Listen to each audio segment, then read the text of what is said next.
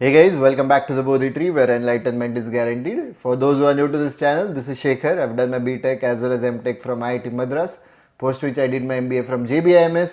In this video, we are going to see all the solutions for the recent Agni Pariksha जो 4th मई को हुई थी. काफ़ी अच्छे क्वेश्चंस थे. और कुछ भी डाउट्स रहेंगे तो पूछो कमेंट सेक्शन में. Basically this was a CAT mini mock. ठीक है, अभी कैट आ रही है एग्जाम नवंबर में, तो सारे अभी कैट मिनी मॉक्स रहेंगे टिल नवंबर. उसके बाद वापस से सीईटी का स्टार्ट होगा. कुछ भी डाउट्स, कुछ भी सजेशंस, फीडबैक, कुछ भी रहेगा, ask them in the comment section below. Let's jump into the video. Before we continue with the video, we have an important announcement. 12 मई से कैट की नई बैच स्टार्ट हो रही है. उसके रिगार्डिंग कुछ भी डाउट्स कंसर्न्स रहेंगे, connect on this numbers. Also सारे अभी जो भी बैचेस रहेंगे सारे वो नॉन इंजीनियर्स के पॉइंट ऑफ व्यू से नॉन इंजीनियर्स के लिए रहेंगे. तो बेसिकली सारा कॉन्ट्स का, एलआर का, वर्बल का सारा जो भी अभी मटेरियल रहेगा वो नॉन इंजीनियर्स के पॉइंट ऑफ व्यू से रहेगा. तो if you are a non engineer, definitely do check out our demo lectures. And तुम्हें अच्छे लगते हैं तो ऑब्वियसली डू एनरोल, क्योंकि पूरा फोकस अभी नॉन इंजीनियर्स के पॉइंट ऑफ व्यू से ही रहेगा. ऑलराइट, नॉन इंजीनियर्स के पॉइंट ऑफ व्यू से कॉन्ट्स, नॉन इंजीनियर्स के पॉइंट ऑफ व्यू से वर्बल, नॉन इंजीनियर्स के पॉइंट ऑफ व्यू से LRDI. Let's jump into the video.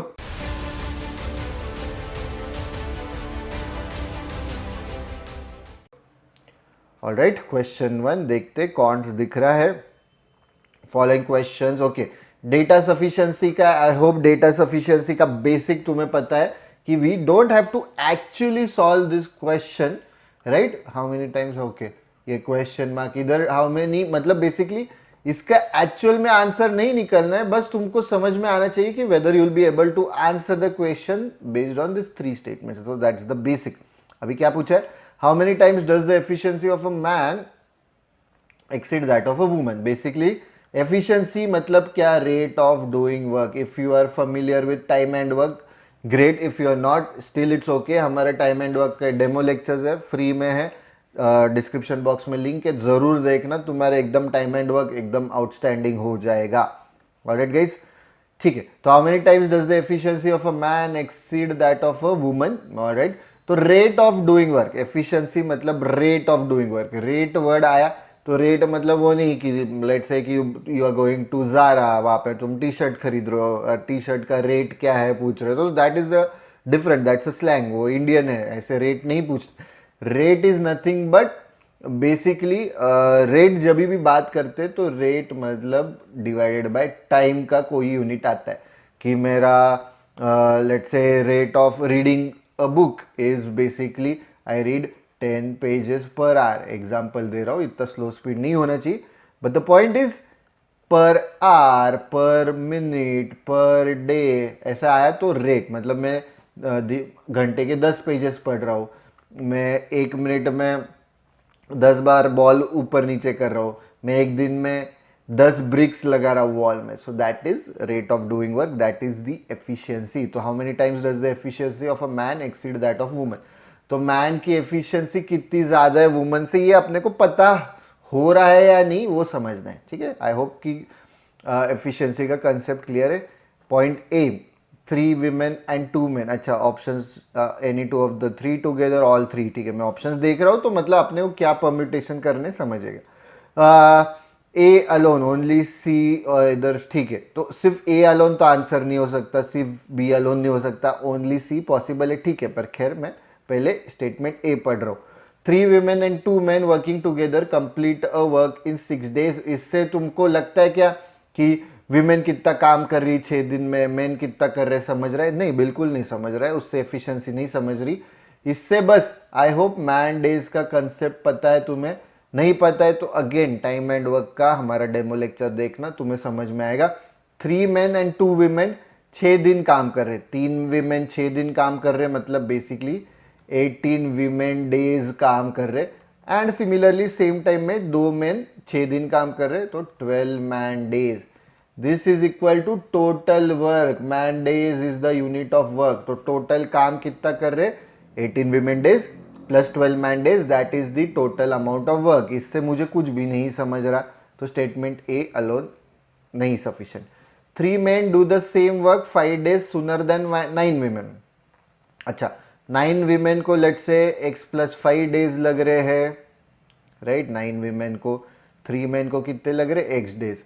तो बेसिकली मेरा टोटल वर्क बी से क्या समझ रहा है मुझे, total work is nothing but 9wx days plus 45 women days, right, which is also equal to this is equal to this is equal to 3mx days, ठीक है, क्योंकि 3 मैन एक्स डेज में मैन डेज ये total work हो जाएगा। So this is equal to this basically, ठीक है। इससे भी कुछ समझ रहा नहीं, मैं एफिशिएंसी नहीं निकाल पाऊंगा इससे। कैसा है एफिशिएंसी कब निकाल पाऊंगा मैं, कि एक्स एक्स दोनों साइड पे कट हो गया and 3 man is equal to let say 54 women, ऐसे आ गया मेरे पास, तो मैं एफिशिएंसी निकाल पाता हूँ, ठीक है। कि लेट से एक्स की वैल्यू क्या डाल सकते हैं इधर, एक्स की वैल्यू लेट से मैं 5 डाल रहा हूँ फॉर एग्जाम्पल, ठीक है। तो ये हो जाएगा 15m is equal to 90w, days days cut हो जाएगा, m is equal to 6w। Basically m का एफिशिएंसी मतलब m अगर 60 पेजेस पर डे रीड कर रहे तो वुमन कर रही है 10 पेजेस पर डे रीड, अगर x की वैल्यू 5 डालूंगा, पर x की वैल्यू अपने को पता नहीं, तो b alone is also not sufficient. Let's see कि c अलोन सफिशिएंट है क्या। Ratio of the efficiency, direct efficiencies का रेशियो है, बट 8 वीमेन एंड 4 मेन का, 8 वीमेन का रेशियो ओके एंड 4 मेन का रेशियो एफिशिएंसी का 1:3 है, राइट। तो 4 1 जा 4 2 जा, तो 2 women into 3 is equal to man, तो basically 6 women is equal to man, एक man is equal to 6w। तो डायरेक्टली एफिशिएंसी, एक मैन जितना काम कर रहा है उतना सेम काम सेम टाइम में 6 वीमेन कर रही है, तो this alone is sufficient guys. इससे मुझे एफिशिएंसी समझ रही, तो only C, yes all three together not necessarily necessary, C से सिर्फ समझ रहा है, any two of the three भी नहीं जरूरी क्योंकि सी से आ रहा है, तो आंसर ये होना चाहिए, आइदर सी अलोन या ये होना चाहिए। अभी ए एंड बी कंबाइन करते हैं, अपन देखते हैं A and B, actual value मत निकालते बैठो, बस ए एंड बी कंबाइन करके समझ रहा है क्या। 3 वीमेन और 2 मेन अगर कंप्लीट कर रहे वर्क 6 दिन में, तो टोटल वर्क ये है मेरा, ठीक है, this is the total amount of work. और 3 men do the same work, ये सेम वर्क 3 मेन कितने दिन में कंप्लीट करेंगे, let's say this is equal to 3mx days. इससे कुछ मिल रहा है क्या अपने को, देखो सॉल्व हो रहा है क्या, बेसिकली देख रहे 18w days plus 12 men days and this is equal to 3mx days, right guys. Days days days हटा दो, x is equal to basically आएगा 4 plus 6w by m is equal to x की value आ गई, and this is also equal to this, right, क्योंकि 9 women को 5 दिन ज्यादा लग रहे हैं, तो 9wx उससे कुछ फर्क पड़ रहा है क्या, मैं बस देख रहा हूँ, सॉल्व करने की जरूरत नहीं, आई थिंक इससे आ जाएगा आंसर। परम्यूटेशंस करने पड़ेंगे डेफिनेटली x की वैल्यू निकालने के लिए, x की वैल्यू निकली तो अपन कंपेयर कर पाएंगे, पर हो जाएगा, ठीक है। तो डेज डेज जान दो, डेज हटा दो, 45w 18, तो ये हो जाएगा 12m is equal to 9wx plus 27w, ठीक है। x की वैल्यू अगर ये मैं सब्सटीट्यूट करता हूँ तो कुछ तो क्वाड्रेटिक आएगा मेरा w और m के टर्म्स में, ठीक है, ट्रायल एंड एरर करना पड़ेगा पर आ जाएगा, ठीक है। ये कंबाइन करोगे तो आ जाएगा, क्योंकि कैसा है कि उन्होंने वर्क कितने दिन में कंप्लीट कर रहे हैं, कितने मेन और कितने वीमेन यहाँ पे दिया है, और एक इक्वेशन यहाँ पे आ रहा है, बट बस x के टर्म्स में आ रहा है, तो अपन वैल्यू निकाल पाएंगे, ठीक है। अपने को जो निकालना है वो निकाल सकते हैं, डू ट्राई इट, नहीं ही जमा तो let me know in the comment section, अपन साथ में करेंगे, बट 101% आएगा। परम्यूटेशंस करने पड़ेंगे, क्वाड्रेटिक इक्वेशंस आएंगे, तुमको सॉल्व करना पड़ेगा, बट हो जाएगा, ठीक है। Aim is to know whether we'll be able to solve. Aim is not to know what is the value या what is the answer of this question, ठीक है। I hope I'm being clear. This is a good question, अच्छा question है, can be time consuming definitely. Following question अच्छा सारे data sufficiency है क्या। Find the lateral surface area. Lateral मतलब curved surface area, lateral surface area ढूंढनी अपने को। Volume of a cone with the base same as that of a cylinder, अच्छा simple मतलब पॉइंट ए सिंपल है, ठीक है। कर्व्ड सरफेस एरिया क्या रहता है, आई होप, देखो मैंने एक भी फॉर्मूला लर्न नहीं किया, मैं डिराइव करता हूँ, अभी मुझे इसका वॉल्यूम निकालना है, तो वॉल्यूम क्या करते हैं अपन, ये सर्कल मतलब this is nothing but made of this infinite circles, तो ये सर्कल का area is pi R square, फिर ऐसे ऐसे ऐसे स्टैक करते करते कितना स्टैक कर रहा हो, हाइट h इतना स्टैक कर रहा हो, तो इसका वॉल्यूम हो जाएगा पाई आर स्क्वायर एच। ठीक है, और क्या है, अभी मुझे curved surface area, curved surface area के लिए इसका पेरीमीटर लेंगे 2 पाई आर और h टाइम्स तो 2 पाई आर एच। ठीक है गाइस, कुछ भी डाउट्स रहेंगे तो पूछना। तो इसका curved surface area 2 pi R H है। Volume of a cone with the base, इसका बेस r है, same as that of cylinder, and height cone का बस 1/3 पाई आर स्क्वायर एच होता है, वो लर्न कर लो। h की वैल्यू 30 दी है। तो volume of a cone with base is equal to the volume of the cylinder, तो इसका volume pi R square H है। तो R square pi pi 10 H, 10 आ गया। क्या निकालना है, find the lateral surface area. तो एच की, इससे एच सिलेंडर का एच मिल रहा है, बाकी नहीं मिल रहा है अपने को, 2 पाई आर एच, आर की वैल्यू भी चाहिए तो अपन निकाल सकते हैं। Circumference of base of the cylinder is 32, तो 2 pi R is equal to 132 basically ये बोल रहे हैं, इससे आर की वैल्यू निकलेगी। तो ये अलोन भी सफिशिएंट नहीं, आर की वैल्यू निकलेगी, ग्रेट। ठीक है, volume of the cylinder is this, निकालना क्या है, अच्छा वॉल्यूम ये है, पाई आर स्क्वायर एच की वैल्यू ये है। ठीक है, आई थिंक हो जाएगा। उन ए एंड बी टुगेदर से हो रहा है, क्योंकि देखो इसमें एच निकल रहा है, इसमें बी निकल रहा है। ठीक है, तो उससे हो जा रहा है। All three together, A and C together, इधर एच की वैल्यू मिल रही है, ये एच की वैल्यू यहाँ पे सब्सटीट्यूट करूंगा, यहाँ वॉल्यूम है तो आर की वैल्यू निकलेगी, yes, A and C together. All three together की जरूरत नहीं, दो दो से ही हो रहा है, पर ये A and B, A and C, अच्छा any of the two of the three together, तो बी एंड सी से हो रहा है क्या, देखो यहाँ पे आर की वैल्यू आ रही है, आर की वैल्यू यहाँ सब्सटीट्यूट करूंगा, एच की, yes, any two of the three together. Easy question था गाइस, डाउट्स रहेंगे तो पूछो। ज्योमेट्री मतलब बहुत इजी लेवल का क्वेश्चन था, ठीक है, not that tough. Bag A contain 6 blue balls, ठीक है, ए है, अच्छा टीटा टाइप क्वेश्चन दिख रहा है, बी बैग है, यहाँ पे 6 ब्लू है, 7 रेड है, 2 ग्रीन है, 5 ब्लू है, एक्स रेड है, 2 ग्रीन है। ठीक है, पूछा गया है bag is chosen at random and 2 balls are taken out from it random. Bag choose कर, दो ही बैग्स है तो प्रोबेबिलिटी क्या है, हाफ है। ठीक है, ये चूज करने की प्रोबेबिलिटी हाफ है, ये चूज करने की प्रोबेबिलिटी हाफ है, straight forward. Because let's say A choose करने की प्रोबेबिलिटी क्या है, नंबर ऑफ फेवरेबल इवेंट्स, कि ए को चूज करना है, दैट इज 1। टोटल इवेंट्स क्या है, या तो ए को चूज कर सकते हो या तो बी, तो 2, ऐसे मतलब सिंपल बता रहा हूँ। Then the probability of getting 2 red balls, अच्छा bag is chosen randomly and 2 balls are, ठीक है, तो रेड चाहिए मुझे, रेड कितने इसमें 7c2 अपॉन 9 15 15c2 प्लस, क्योंकि ए चूज किया तो ये प्रोबेबिलिटी आया, अभी बी चूज किया तो बी के पास कितने रेड बॉल्स है, अच्छा XC2 अपॉन 277 प्लस XC2। ठीक है, और इसकी वैल्यू दी है 2/15, निकालना क्या x की value, find the number of, बराबर x की वैल्यू निकालनी, और टीटा क्वेश्चन है गाइस, तो ऑप्शन डाल के नहीं कर सकते, एक्चुअली सॉल्व करना पड़ेगा। 2 उधर लेके जाओ, 4/15 हो जाएगा, 7c2 7 फैक्टोरियल अपॉन 5 फैक्ट, ये इतना लिखते मत जाओ, मन में करो, अभी 5 फैक्टोरियल और ऊपर 5 फैक्टोरियल कट हो जाएगा, राइट गाइस, सिंपल। तो बचेगा 2 3 21 अपॉन 15 इंटू 14 डिवाइडेड बाई 2, तो ये 7 हो जाएगा, 7 3 15, तो ये हो जाएगा 1/5 प्लस, अभी ये अपने को करना पड़ेगा। ठीक है, XC2 मतलब बेसिकली गाइस सिंपल है गाइस, XC2 मतलब x factorial upon x minus 2 factorial and 2 factorial, तो x के नीचे मतलब 8 फैक्टोरियल अपॉन लेट से 8 माइनस 2 6 फैक्टोरियल और 2 फैक्टोरियल, तो ऊपर क्या लिखते 8, 8 के बाद क्या आता है 7, 7 के बाद क्या आता है 6 into 5 into 4 3 2 1, basically it is 6 factorial upon 2। ठीक है, वही लॉजिक यहाँ पे x इंटू एक्स माइनस 1, फिर क्या आएगा x minus 2 factorial upon x minus 2 factorial, cut cut 2 factorial. Guys comfortable, तो बेसिकली ये हो जाएगा x multiplied by x minus 1/2 और 7 प्लस एक्स, तो 7 plus x factorial upon 7 plus x minus 2 मतलब 5 प्लस एक्स फैक्टोरियल, एंड नीचे है 2 factorial.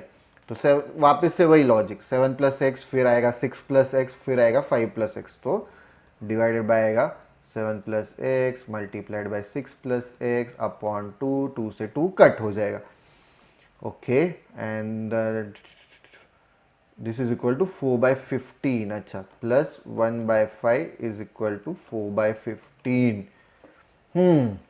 अच्छा, ये 1/5 उधर लेके जाते हैं, मतलब 5 3 ये हो जाएगा 1/15। गाइस समझ में नहीं आ रहा है तो बताओ, मैं बस 1/5 उधर लेके गया, 5 3 15, ऊपर फिर 3 बचेगा। तो बेसिकली क्या है, x into X minus 1 upon 7 plus X into 6 plus X is equal to 1/15 guys. तो वैल्यू डाल डाल के करना है क्या? कितने रेड बॉल्स है, सिंगल डिजिट, x की वैल्यू 2 डालूंगा तो 2 इंटू 1, तो 9 और 8 4, नहीं 2 से नहीं आ रहा है, 3 से आएगा क्या? या करना है क्वाड्रेटिक इक्वेशन बन जा रही तो सॉल्व करती, इतना दिमाग नहीं। X square minus X, 15x square minus 15x is equal to 42 plus 13x plus X square. ठीक है, इजी है या नहीं है एक्स स्क्वायर? तो ये हो जाएगा 14x स्क्वायर माइनस 28x, बढ़िया है, चलो इजी है, इजी हो गया अभी। तो x square minus 2x minus 3 is equal to 0। ठीक है गाइस, सिंपल। तो this is x minus 3 x plus 1, x square minus 3x right plus x minus 3। तो x की वैल्यू आ रही है 3, राइट, x की वैल्यू 3 आ रही है गाइस। कुछ डाउट्स? I think 3 into 2 6/10 9। ठीक है, ऑलराइट। तो नंबर ऑफ रेड बॉल्स कितने बैग बी में? 3। कुछ भी गुड क्वेश्चन, मुश्किल नहीं है। अगर तुम्हारे परम्यूटेशंस कॉम्बिनेशंस के प्रोबेबिलिटी के बेसिक्स फंडामेंटल्स क्लियर है, वेरी गुड, मतलब इजीली हो जाएगा। कुछ भी डाउट्स रहेगा तो ज़रूर पूछना। Alright guys, before we continue with the video, 12 मई को नई बैच स्टार्ट हो रही है फॉर कैट। कुछ भी डाउट्स रहेंगे तो ज़रूर पूछना, उसके रिगार्डिंग ये नंबर्स पे कांटेक्ट करो। ओनली नॉन इंजीनियर्स, सिर्फ नॉन इंजीनियर्स, ठीक है, उस उनके पॉइंट ऑफ व्यू से ही सब बना है, ओनली नॉन इंजीनियर्स को ले रहे। डेमो लेक्चर्स ज़रूर देखना। Alright, let's move on to the next question. Doubts रहेंगे तो पूछो। There is a total of 136 students in class, ठीक है। Number of boys who are present in a class are 52। अच्छा, present boys is 52 and number of boys who are not present, मतलब absent boys is 18 less, मतलब -18 करना है किससे? Than the number of girls who are not present in the class. Absent girls -18 is absent boys. Present girls पता है कि कितने हैं? If the number of girls who are present in the class are 9.09% मतलब क्या? Percentage to fraction, fraction to percentage, 12.5% मतलब 1/8। Right guys, आई hope कि वो सब पता है। 1/9 मतलब कितना? वही लॉजिक से 11 पॉइंट वो होते रहता है। फिर ये कितना आता है? Basically this is 1/11। देखो तो मैंने मतलब मुझे याद नहीं, तुम लोग याद करो, पर आई एम श्योर कि ये 1/11 रहेगा। I am familiar. 9 1 0। ओके, ठीक है, बराबर है गाइज, इट्स 1/11। तो वो बोल रहे if the number of girls who are present in the class, मतलब प्रेजेंट गर्ल्स इज 1/11 मोर है than the number of girls who are not present, मतलब एबसेंट गर्ल्स। तो absent girls divided by 11 plus absent girls is equal to present girls. ठीक है, समझे? मतलब 9.09% मोर, मतलब मोर मतलब ज्यादा। 9.09% ऑफ नहीं बोला, ऑफ बोला रहता तो अपन मल्टीप्लाई करते, उत्तर खत्म हो जाता था।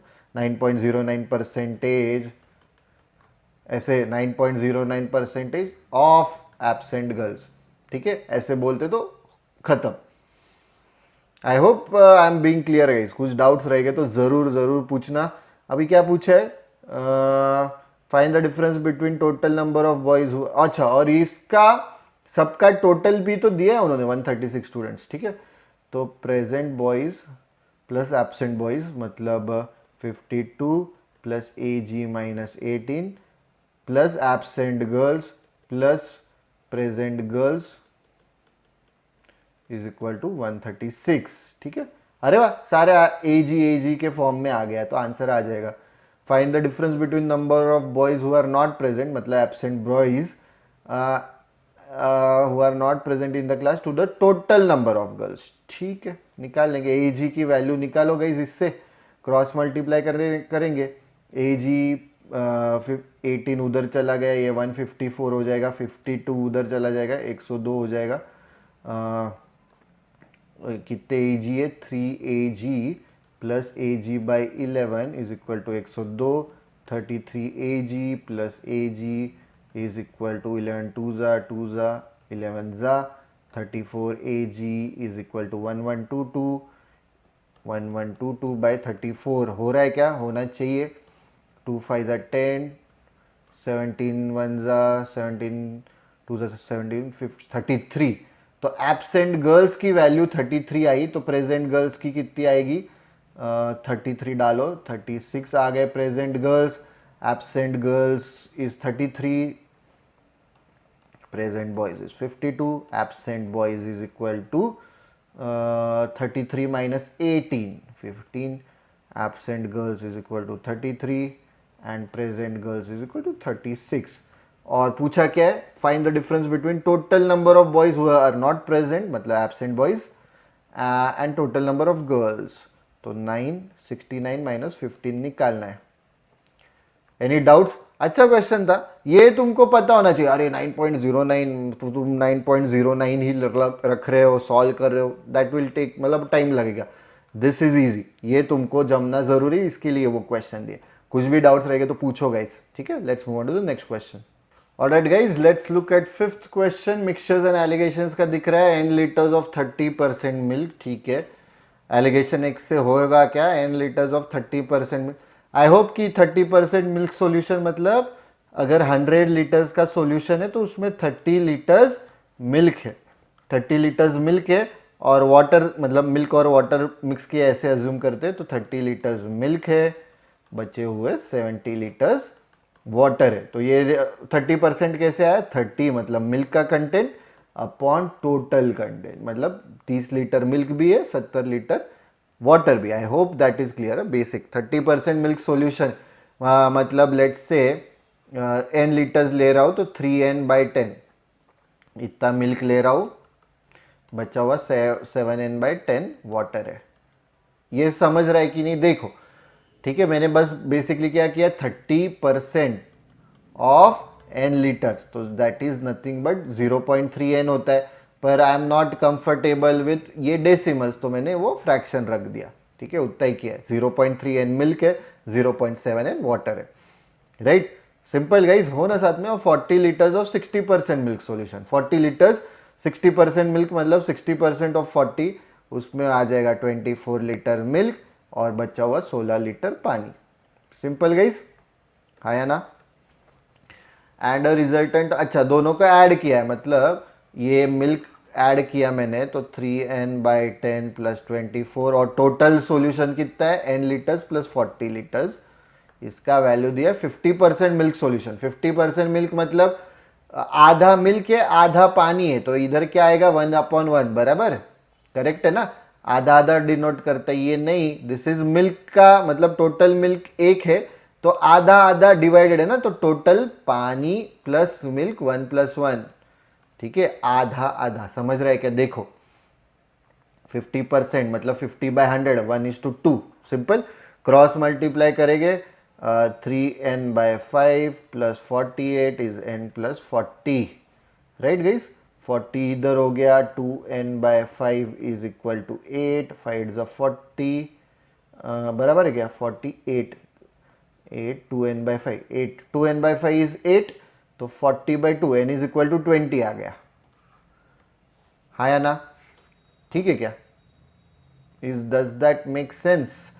तुम देखो n का वैल्यू बराबर निकाला है क्या अपन ने, या कैलकुलेशंस में कहीं पे प्रॉब्लम हो रहा है। तो अब मैं अगर 2 से 3n/5 प्लस 48, मैं क्यों रुका हूँ, क्योंकि n की वैल्यू अगर मेरी 20 आई तो कोई भी मल्टीपल नहीं, और रेशियो में तो मल्टीपल आना चाहिए ना, इसलिए मैं थोड़ा रुका हूँ कि कैलकुलेशन में कुछ गड़बड़ हो गई है क्या। 3n/10 प्लस 24 मिल के 16 वाटर है, बराबर n प्लस 40 है total and this is 1/2 cross multiply करेंगे. Let's keep it simple 6n/10 करते हैं instead of 3n/5 and this is n plus 40. ठीक है 40 इधर चला गया ये हो जाएगा 8 ये हो जाएगा 4n/10 4n/10 4 1 जा 4 2 जा n इज इक्वल टू 20 ही आ रहा है गाइज. ओके ठीक है find the ratio of n 20 आ रहा है तो 8 15 ऐसे नहीं रहना चाहिए. ठीक है कैलकुलेशन वाइज तो एरर नहीं लग रहा है मुझे. देखते ट्राई करते. n 20 आ रहा है रेशियोज. अपन क्या अज्यूम किए कि m की वैल्यू भी होल नंबर रहेगी ऐसे अज्यूम किया ना अपन ने. ठीक है तो मे बी फिर होल नंबर नहीं आ रही तब जाके फिर इसमें से एक आंसर आएगा. ठीक है now 3n litres of m% milk मतलब 60 litres of m% milk is added to 30 litres of बाप रे 30 लीटर्स ऑफ 50% मिल्क मतलब 15 लीटर्स मिल्क है 15 लीटर वाटर है 45% सोल्यूशन बना है वो मतलब 15 लीटर्स मिल्क प्लस ये कितना है m% मतलब m/100 इंटू 60 तो 6m/10 मिल्क और टोटल कितना 60 प्लस ये कितना है 30 लीटर्स 90. इसका वैल्यू दिया है उन्होंने 50 अच्छा 45% मिल्क सोल्यूशन तो 45/100. ठीक है basically this is the value that they have मतलब 5 2 जा 5 9 जा क्रॉस मल्टीप्लाई करेंगे 81 is equal to 30 plus 12m/10 51 is equal to 12m/10 whole number नहीं आ रहा है 3 4 जा 3 7 जा तो 1 2 2 जा 2 5 जा 85/2 इज इक्वल टू m. ठीक है m इज टू n निकालना है तो 85/2 और ये 20 आया था ये वैल्यू निकालनी है अपने को. तो 5 17 जा 17 तो दिख रहे हैं एंड 5 4 जा ठीक है 4 2 जा 8. कुल कुछ भी डाउट्स रहेंगे तो पूछो गाइस. इजी क्वेश्चन था मुश्किल नहीं था कैलकुलेशंस फास्ट होने चाहिए. Alright let's jump on to the next question. क्या दिख रहा है ओके LR आ गया. ठीक है और देखते कितने ओके ठीक है पहले ये करते हैं विल गो जो भी ऑर्डर है. ठीक है let's continue with this question. Alright guys let's look at this question 6 to 9 certain number of persons. Certain number आ गया ना मतलब बेसिकली अपने को पता नहीं और वो अपने को डिसाइड करना है तो कैन बी टफ. मैंने बोल रहा हूँ ये टफ है पर हो सकता है. सिट इन द अच्छा सिट 4 पैरेलल 4 रोज है such that row 2 is in the south of row 1. अच्छा तो ऐसे 4 रोज है एंड ये 1 है ये 2 है ये 3 है ये 4 है. ठीक है all the person face north direction. ठीक है वो उतना ईजी रखा है अपने लिए. Person sit in each row sit exactly front and behind. ठीक है मतलब अगर ऐसा मतलब बेसिकली अरेंज्ड प्रॉपर एक के पीछे एक ऐसे किया है इक्वी डिस्टेंट है बेसिकली वो बताना है उनको. ठीक है E sits third to the right of the one who sits north of W. W के नॉर्थ में कोई तो बैठना चाहिए मतलब इससे मुझे एक ही चीज समझ रही है W के नॉर्थ में कोई बैठना चाहिए तो W यहाँ पे नहीं हो सकता है तो W यहाँ पे नहीं हो सकता है and E sits third to the right of the one who sits north of W. ऐसे भी तो हो सकता है गाइस. देखो अभी क्या है ना इसमें प्रॉब्लम कि W इधर है इधर कोई तो बैठा है E sits third to the right E ऐसे लेंगे अपन पॉसिबल है बट ऐसे जरूरी नहीं है. W इधर है और ये बंदा स्टिल W के नॉर्थ में ऐसे भी हो सकता है. तो there are lots of permutations. ये होल्ड पे रखेंगे ये नहीं लिखेंगे अपन अभी. ठीक है बस इतना समझा है मुझे कि W सबसे फर्स्ट रो में नहीं हो सकता. W sits just northwest of U. W sits just northwest of U who sits second to the right of D. Okay अच्छा W sits just बोला है ना उन्होंने when they use just ये वर्ड यूज करते हैं ना तो U इधर है U के नॉर्थ में एग्जैक्ट ऊपर तो W इधर होना चाहिए जस्ट नॉर्थ वेस्ट. ठीक है तो आई वुड गो विथ ऐसा जाना चाहिए मैं W sits just north west of U. ठीक है तो U इधर नहीं हो सकता क्योंकि W फर्स्ट रो में नहीं है. U को इधर ले लो जस्ट इधर सामने कोई बंदा आएगा जस्ट नॉर्थ वेस्ट में W आएगा। फिर उन्होंने क्या बोला, E sits third to the right of one who sits north of W। 1 2 3, ये एक पॉसिबिलिटी है। And you sit second to the right of D, you sit second to the right of D। ठीक है, ये एक possibility है guys, I hope हो साथ में। और पॉसिबिलिटीज हो सकती है कि ये तीनों इधर है, W जस्ट नॉर्थ, ठीक है। तो और दो पॉसिबिलिटीज हो सकती है basically.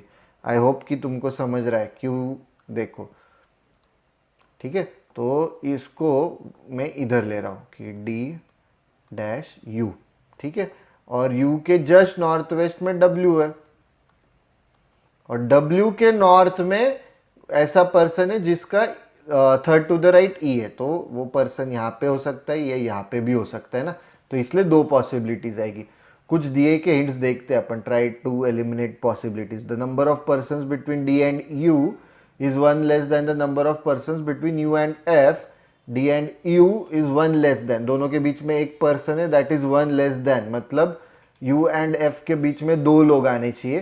Who sits southeast of all the persons sitting in row 2 and 3, 3 के भी, अच्छा 3 के भी साउथ ईस्ट में गाइस, 3 के भी साउथ ईस्ट में, मतलब यहाँ पे ही आना चाहिए। This is the right possibility, यही है, मतलब ये नहीं है, समझा क्यों?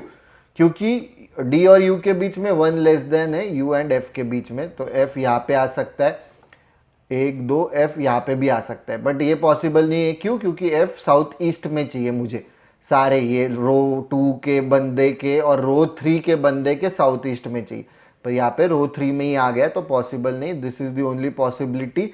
तो उसके जो दो पॉसिबिलिटीज है वो बना लेंगे अपन, ठीक है गाइस। कुछ भी डाउट्स रहेंगे तो पूछो, alright. I hope I am being clear है। डाउट्स रहेंगे तो पूछो गाइस, तो उसकी दोनों पॉसिबिलिटीज में बना ले रहा हूँ अभी।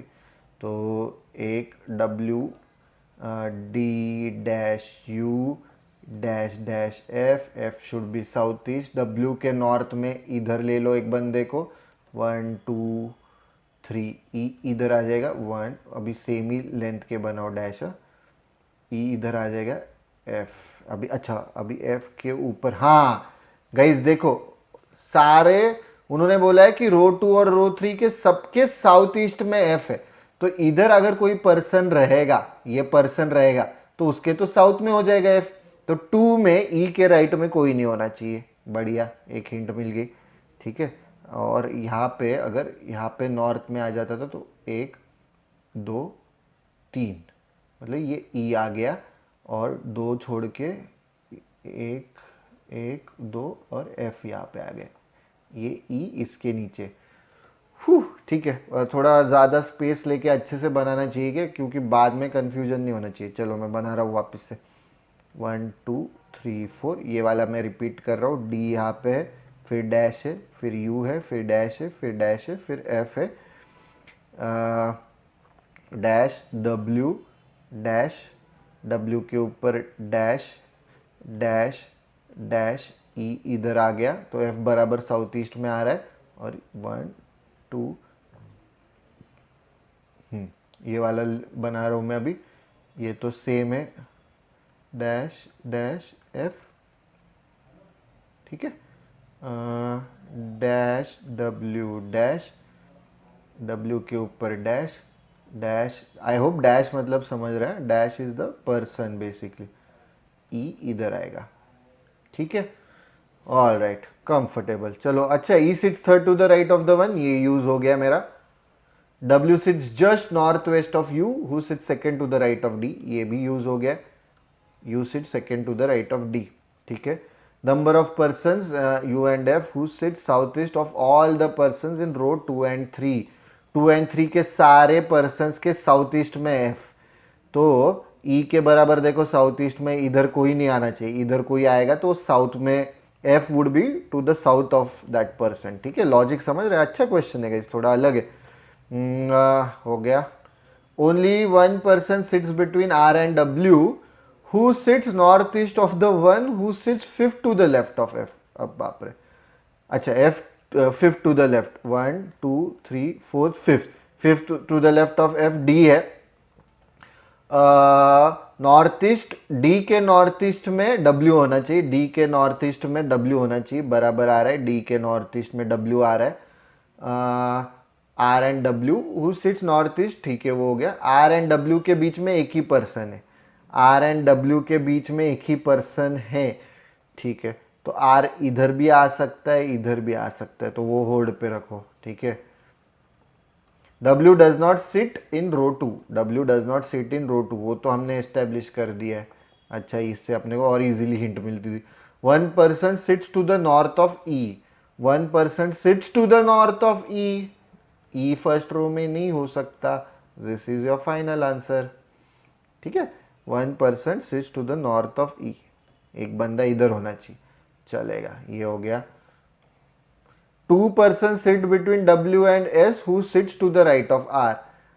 अच्छा, S is to the right of R, ठीक है, एंड W एंड S के बीच में दो लोग हैं, W एंड S के बीच में दो लोग हैं, एंड ओके ओके, तो अपन क्या करते हैं, पूरा क्रॉस नहीं मारते, दो पॉसिबिलिटीज है ना, लेके चलते, इधर ई को नहीं लगाते, ई इधर नीचे, क्योंकि अपना राइट आंसर ये है, W के ऊपर डैश, U के ऊपर डैश, फिर U के ऊपर डैश है ना ये, ठीक है, ये ऐसा है, मतलब गाइज बी केयरफुल हो, गलती नहीं होनी चाहिए, फिर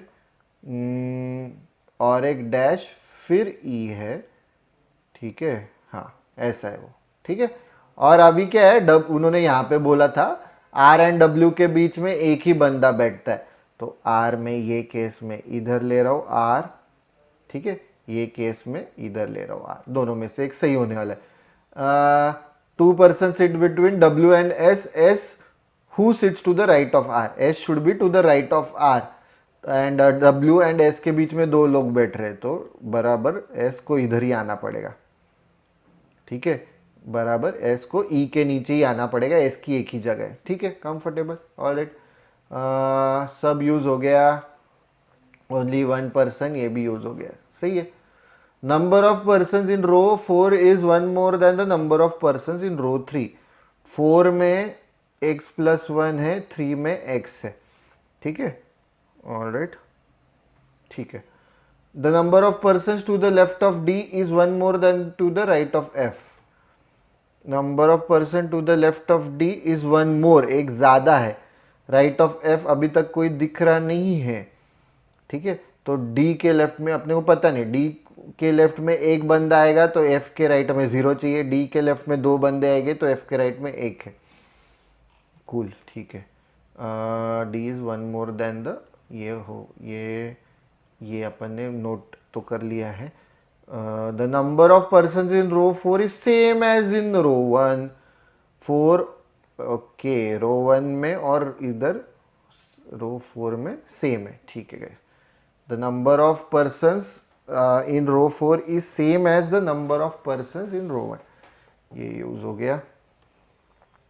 D sits second from one of the ends, बढ़िया, best hint, D sits second from one of the ends, अभी राइट एंड से तो सेकेंड नहीं है, तो यहाँ पे एक बंदा आना चाहिए, यहाँ पे एक बंदा आना चाहिए, that's it.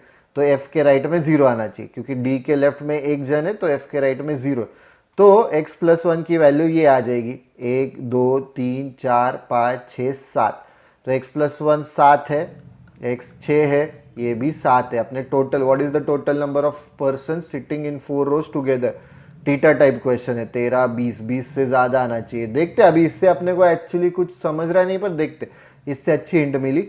G sits to the north of S, G sits to the north of S, S के ऊपर इधर G आना चाहिए, no other possibility. Who sits to the southeast of Q, S sits to the southeast of Q, ठीक है, S south east of Q है, just south east नहीं बोला है, जस्ट साउथ ईस्ट बोला रहता तो Q यहाँ पे आता, Q अभी इधर आ सकता है, इधर आ सकता है, इधर इधर, Q की बहुत जगह है, तो होल्ड पे रखो। The one who sits in front of Q sits third to the left of G, yes, G के थर्ड में जो बंदा है, that person sits in front of Q, G के थर्ड जो बंदा है इन फ्रंट ऑफ Q बैठ रहा है वो, ठीक है, ये अच्छी हिंट थी। इन फ्रंट मतलब हम अज्यूम करो कि आगे जो बैठ रहा है वो इमीडिएट है, उन्होंने नहीं तो फिर नॉर्थ बोला रहता, ठीक है। ऑलराइट, ये हो गया G sits to the north, south east हो गया। The number of person sitting to the right of G same as the number of person sitting to the left of Q.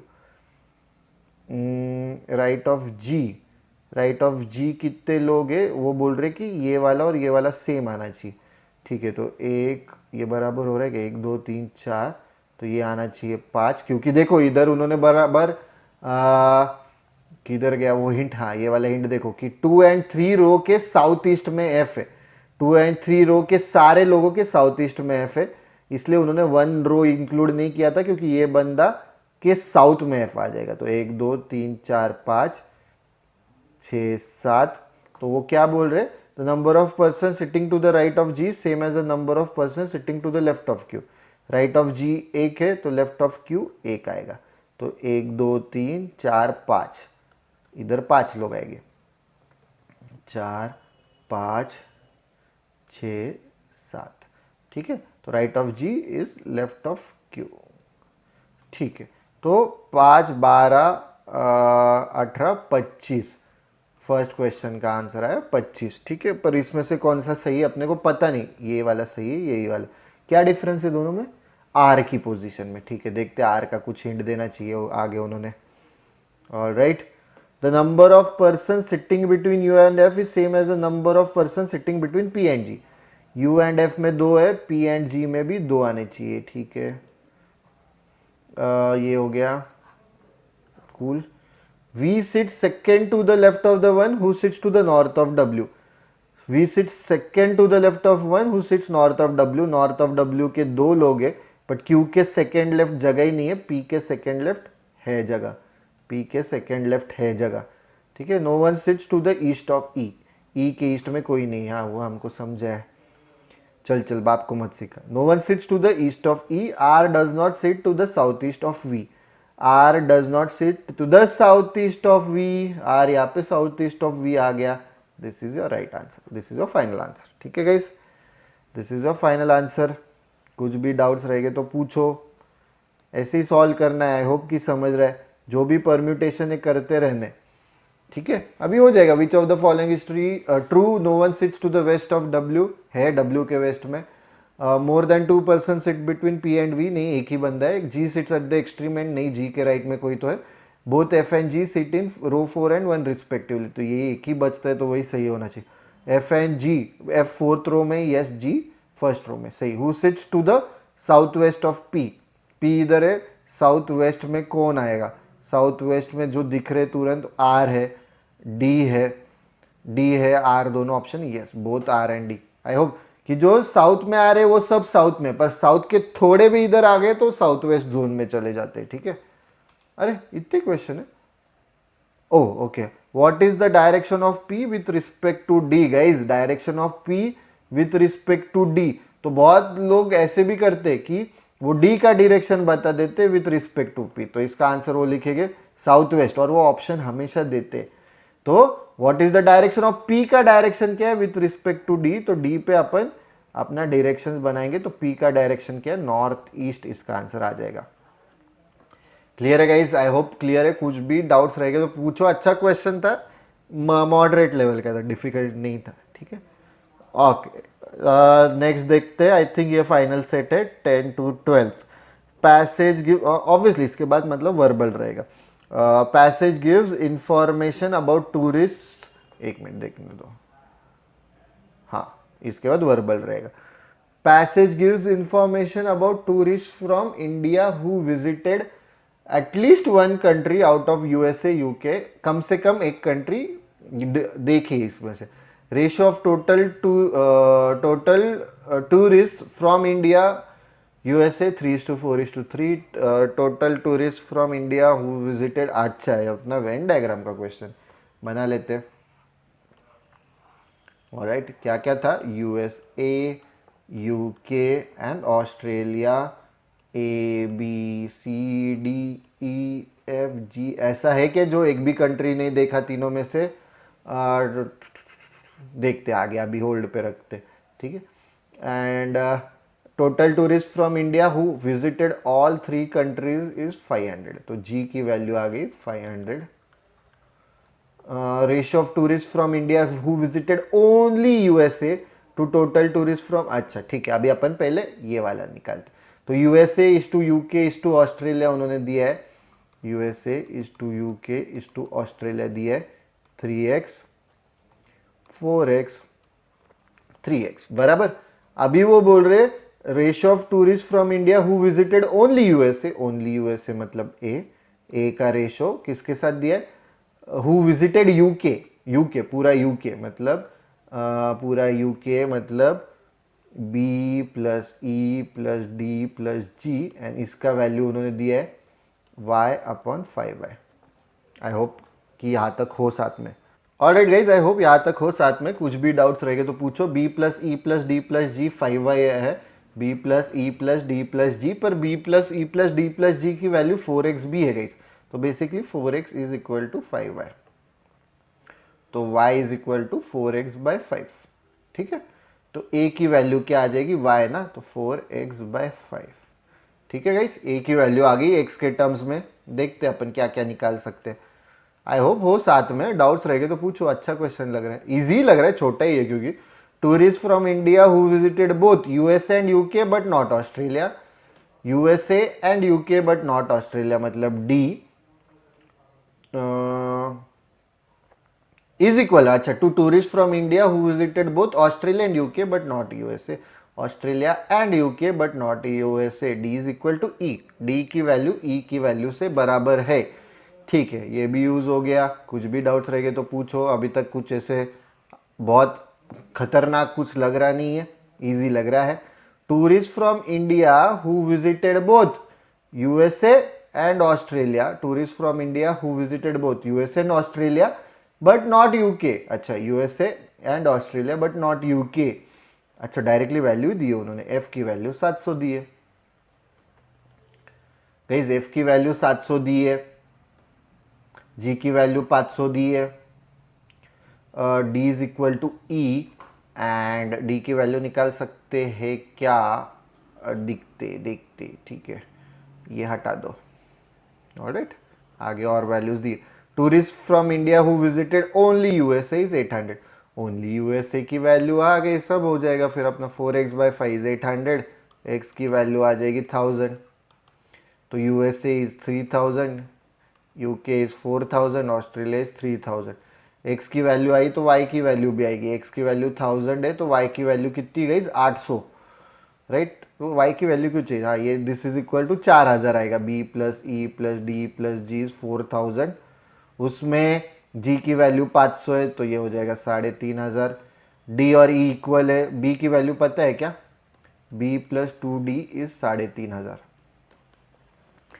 Okay, D की value पता है क्या, D की value भी पता हो जाएगी गाइस, क्योंकि 4x/5 की वैल्यू 800, ये ए की वैल्यू 800 है और यूएसए पूरे की वैल्यू 3000 है ना, तो 800 प्लस 700 1500 प्लस 500 2000, डी की वैल्यू आ गई 1000। बराबर है क्या कैलकुलेशन, 1500 2000, डी की वैल्यू 1000 आई तो वही ई की वैल्यू है, इक्वल है क्योंकि, तो 2000 सब्ट्रैक्ट करूँगा तो बी की वैल्यू आ गई 1500, सी की वैल्यू भी आ जाएगी 1200 2200, ऑस्ट्रेलिया कितना है 3000, तो 800। ठीक है, और अपन मतलब अजम्पशन नहीं कर रहे, उन्होंने दिया है tourist from India visited only this 3 countries, इनमें से ही विजिट कर रहे, कोई और कंट्रीज नहीं है।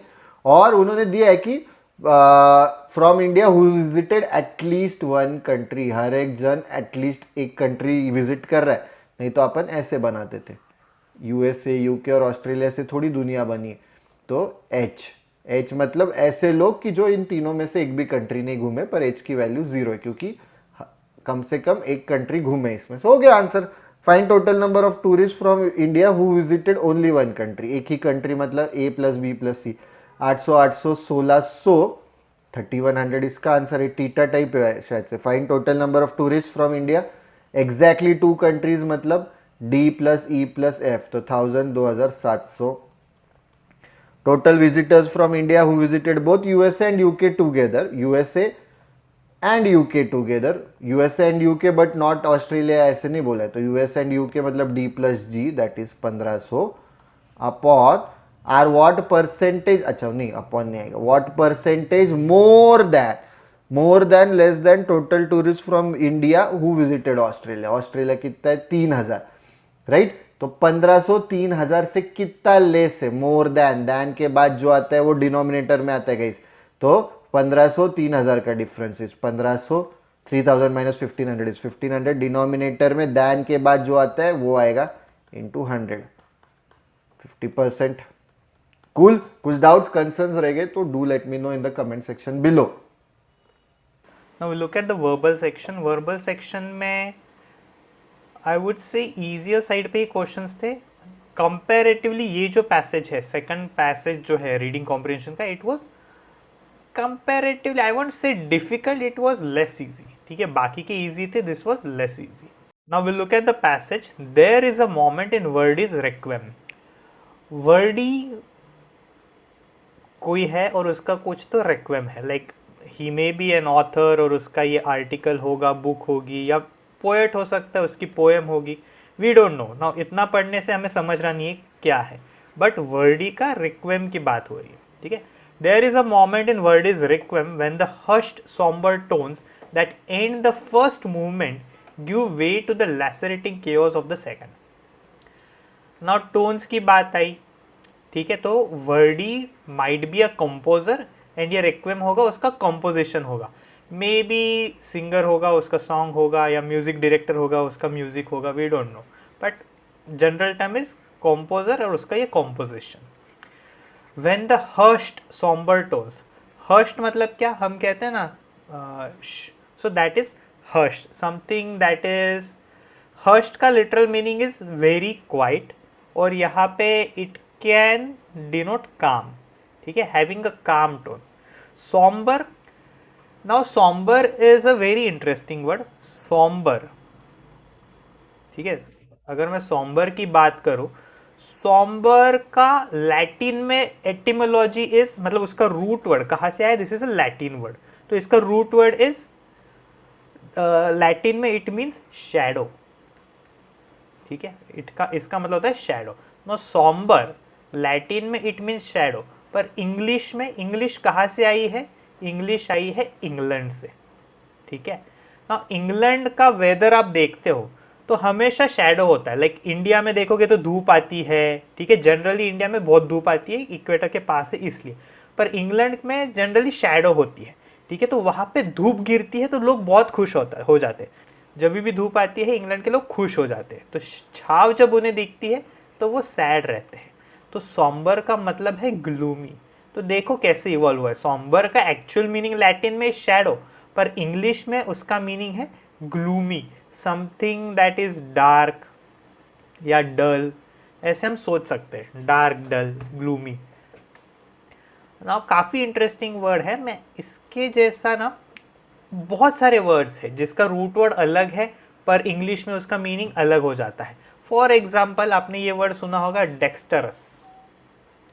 डेक्स्टरस लैटिन में मतलब होता है राइट, राइट मतलब left and right, right handed, ठीक है. डेक्स्टरस में लैटिन का मतलब होता है सॉरी, लैटिन में डेक्स्टरस का मीनिंग होता है राइट, और इंग्लिश में उसका मतलब है एक्सपर्ट, ठीक है. Generally someone who is expert in using his hands, तो राइट और उससे डिराइव हुआ इंग्लिश में एक्सपर्ट. ना जैसे डेक्स्टरस का मीनिंग राइट है, तो इंग्लिश में लैटिन में लेफ्ट का मतलब क्या है, सिनिस्टर. सिनिस्टर मतलब लेफ्ट इन लैटिन, ठीक है, पर इंग्लिश में इसका मतलब क्या हो जाता है, एविल, ठीक है, bad, something bad.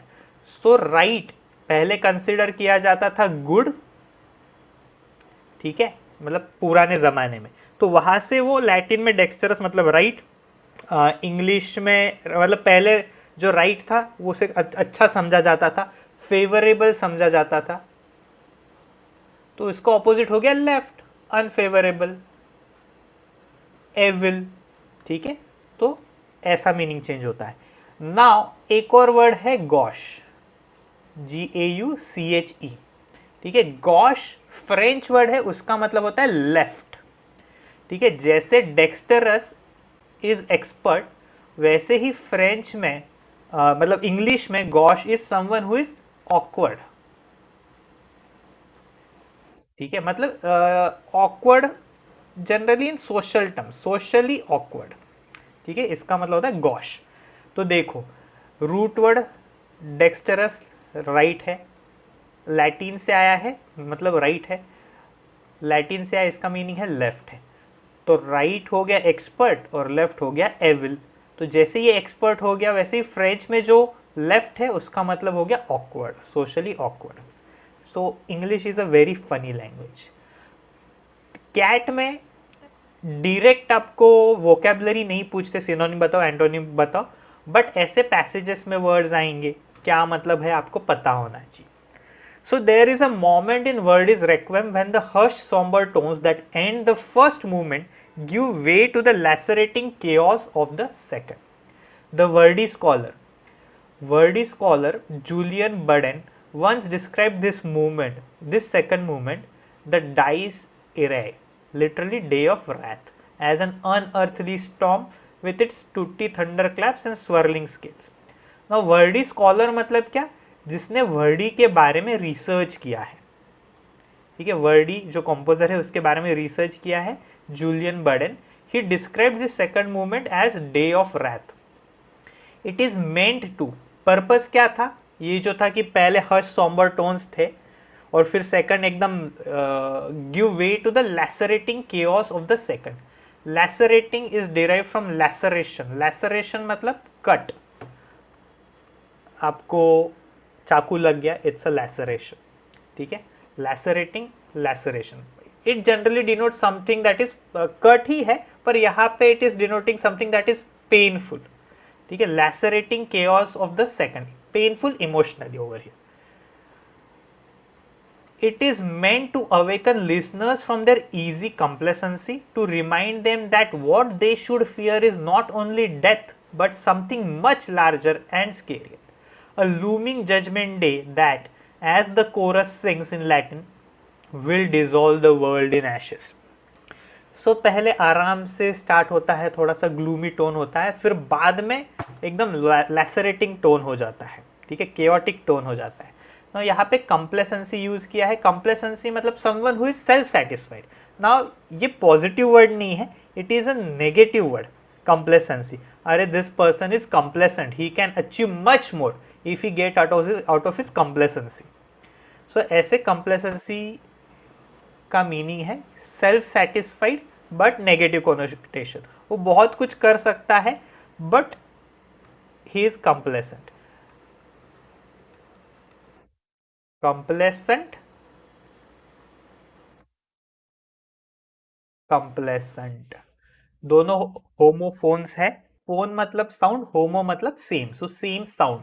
Complacent, complacent. Now complacent का मीनिंग है यहाँ पे सेल्फ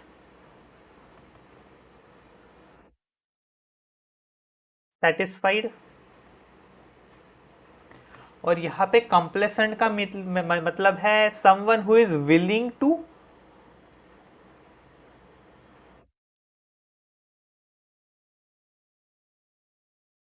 प्लीज अदर्स, ठीक है। Someone who is compliant,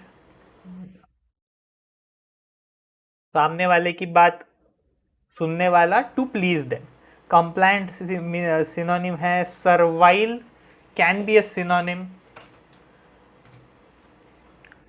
Adam Wells book the end of Eden, wild nature in the age of climate breakdown, delivers a similarly powerful warning.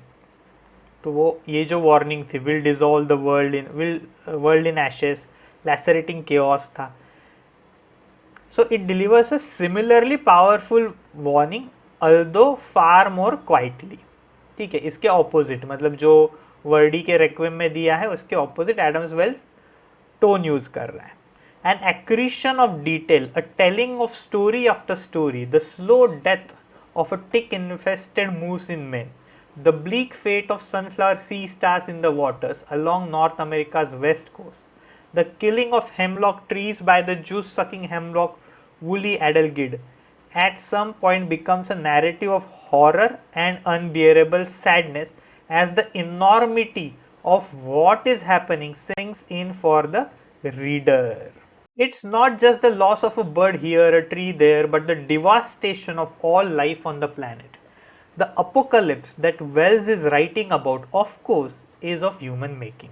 It is the result of what he refers to as climate breakdown, a term he prefers to use over climate change, which he points out carries an implication of reversibility. Okay. As a subject, it is hardly virgin territory.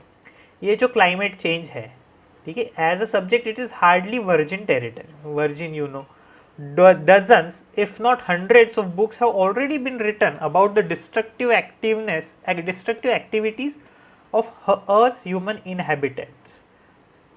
The pouring of billions of tons of greenhouse gases into the atmosphere every year and the decimation of untold acres of wilderness through urbanization, decimation or destruction, industrial farming, deforestation and other exploitative practices. जैसे exploitation है वैसा exploitative is adjective form of exploitation. Most focus on the effects of climate change. Most मतलब most authors जिन्होंने book लिखी है. Most focus on the effects of climate change that are dramatic enough to drive media coverage and that directly affect people's lives. Extreme weather events like hurricanes and floods, mega droughts, wildfires that rage out of control. Wells' aim is different. Wells का aim जो है वो different है. क्या है? Climate impacts writ large are wreaking havoc on nature. He writes in the introduction, but species and ecosystems are also being eroded and rearranged more subtly as local microclimates shift and change, forcing smaller, less noticed life forms to evolve, move away, or wither into extinction. These intimate ecological breakups and breakdowns, he continues, are of no less consequences than the so-called natural disasters that generate dramatic headlines. And they are happening all around us. Weaving these subtle and intimate changes into a riveting read might seem a tough challenge.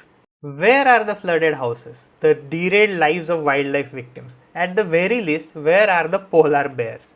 And in fact, there are stretches in the book that are densely technical. A lengthy explanation of energy exchange in the first chapter, for example. But Wells, an environmental writer, nature conservation consultant, and filmmaker, is a deft writer and a gifted natural historian. Deft मतलब someone who is skillful, someone who is dexterous. ठीक है, but dexterous आप as a skillful या expert consider कर सकते हो, but उसका in depth जाना है तो someone who is able to use his hands expertly. Now dexterous देखा, डेक्स्टरस मतलब someone who is an expert. एक वर्ड है एम्बी डेक्स्टरस. एम्बी डेक्स्टरस मतलब someone who is able to use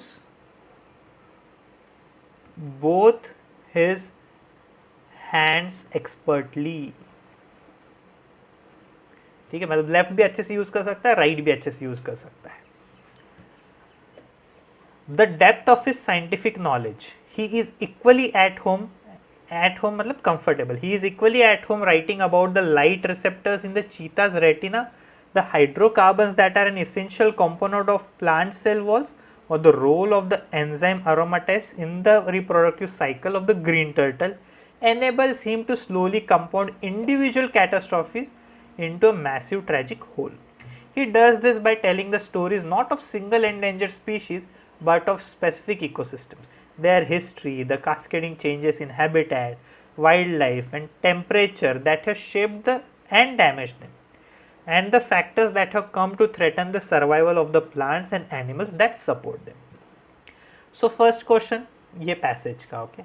The passage compares Verdi's Requiem with Adam Wells' book the end of Eden in terms of their use of graphic imagery to depict the consequences of human actions?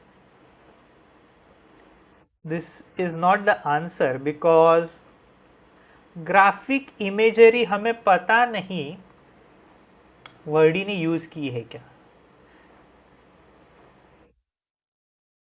Okay उसने tones use किए हैं and again depict the consequences of human actions. Verdi के इसमें consequences of human action नहीं है because it talks about judgment day.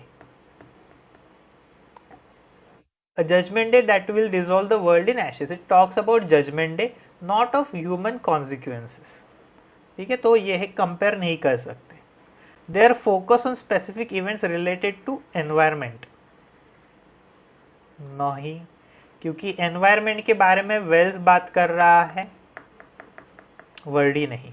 Their ability to evoke a sense of fear and dread about the future. Now देखो अगर मैं बात करूं comparison की तो यहां पे दिया है फर्स्ट लाइन में Adam Wells the end of Eden delivers a similarly powerful warning although far more quietly. तो ये पर्पस था मतलब टू कंपेयर एंड कॉन्ट्रास्ट. ये पर्पस है जो फर्स्ट पैसेज में दिया पैराग्राफ में दिया है कि वर्डी का रिक्वेम की क्यों जिक्र किया. हमें बताया कि वर्डी का रिक्वेम जो है it starts with harsh tones then वो बहुत ही केओटिक हो जाता है. ठीक है तो वो डराने के लिए. ठीक है the purpose is to evoke a sense of fear and dread दोनों में. ठीक है बट डिफरेंस क्या है ये केओटिकली कर रहा है रेक्वेम जो है पर ये आराम से कर रहा है फार मोर क्वाइटली. हमें छोटे छोटे चीज़ों के बारे में बता रहा है like the slow death of a tick infested moose in Maine, the bleak fate of a sunflower sea stars in the waters, the killing of hemlock trees. तो ऐसे छोटे छोटे चीज़ें क्वाइटली बता के हमें डराने की कोशिश कर रहा है. तो ये भी आंसर नहीं है. They are contrasting. यस ये major purpose. They are contrasting approaches to communicating the threat. So 4 is the answer. कि क्यों the passage compares in terms of what about how the message is being send. ठीक है तो यहाँ message जो send हो रहा है it is being done chaotically and over here it is being done quietly. So 4 is the correct answer. The author criticises the term climate change because कहाँ पे दिया था climate change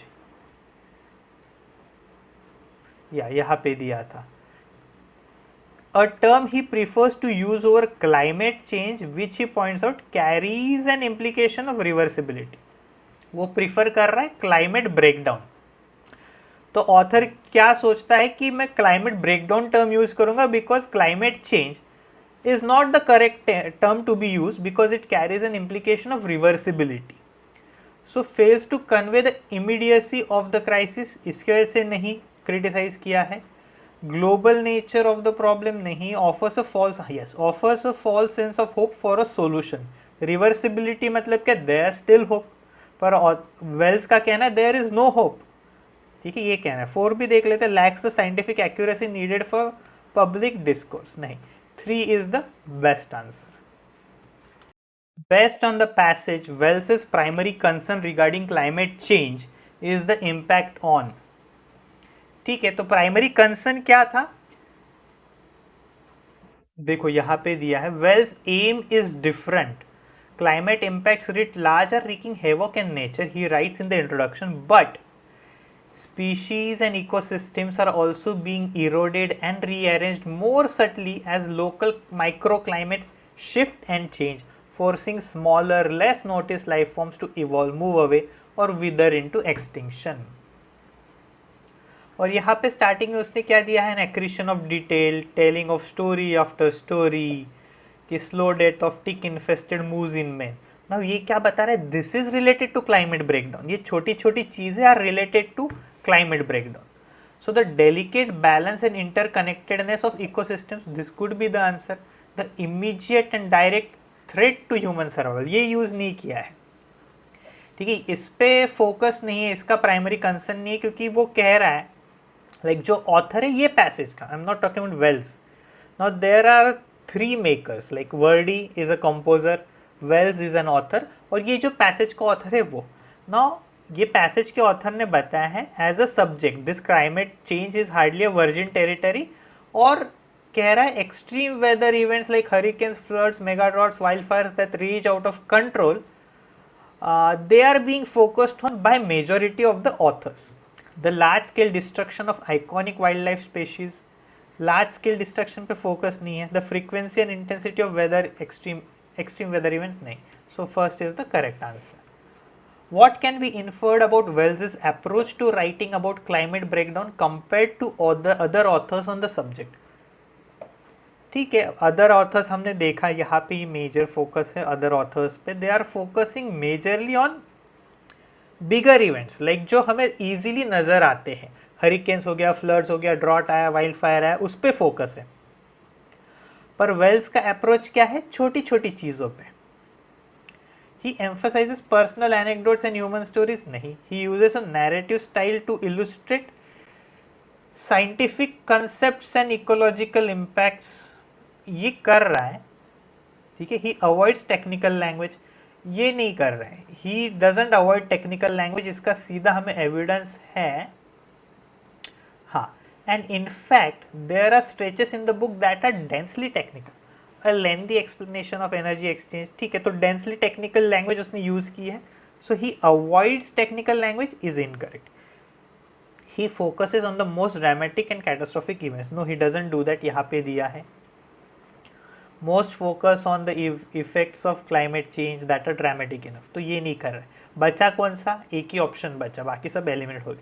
so this is the best fit, best answer. He uses a narrative style to illustrate scientific concepts and ecological impacts. So guys, this was the less easier VRC question for this Agni Pariksha. Alright guys, that's it for this video. कुछ भी doubts concerns रहेंगे, आई hope कि मजा आई कि कैसे solve करते generally हम लोग, तुमको समझ में आना चाहिए. If you like the video, don't forget to click on the like button, share करो, subscribe to the Bodhi tree channel. Also don't forget to press the bell icon to get notifications whenever we post such useful videos. Telegram group and channel पे ऐसे questions डालते हैं, discussion भी होता है. Instagram पे ऐसे वीडियोस डालते रहते हैं हम लोग MBA से रिलेटेड, और यूट्यूब पे तो है ही. कुछ भी डाउट्स, सजेशंस, फीडबैक रहेंगे, do let me know in the comment section below. That's it for this video guys. See you in the next video.